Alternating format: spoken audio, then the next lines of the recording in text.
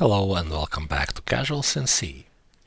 It's been a very busy year since my last video, and I finally found some time again.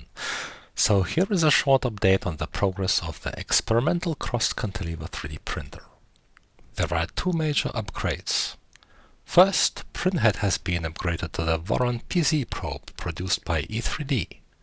Second, planetary gearbox on the Z-axis has been replaced by the Block&Tackle. So let's look at the upgrades closer.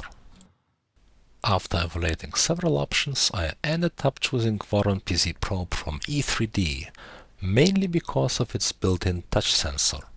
It's pricey, but it performed very well. I redesigned the entire printhead around it and managed to drop weight from 140 to 105 grams, not counting the linear gear.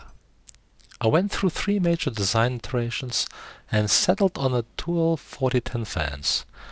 One of the fans handling cold hand cooling and also providing a bit of ambient part cooling.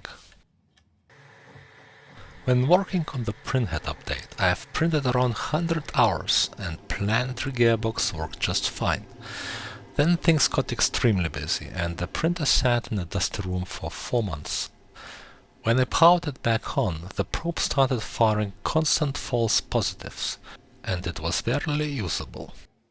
My first theory was that the planetary gear had collected dust, worn in a bit, and was generating mechanical noise that triggered the false positives. Without digging too deep, I decided to try a completely different approach, a block-and-tackle system. The first prototype used a 3x reduction, resulting in 10 mm per rotation. It worked on the first try but was too stiff as I could barely move the gantry manually. So I switched to a 2x reduction, which is still enough. This still didn't solve the false positive issue with the PZ probe.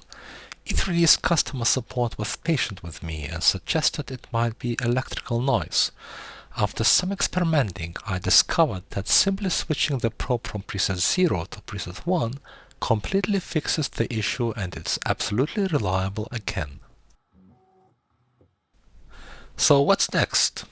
Before releasing the design publicly, I still need to sort out a few issues with the base. So stay tuned and hope to see you soon.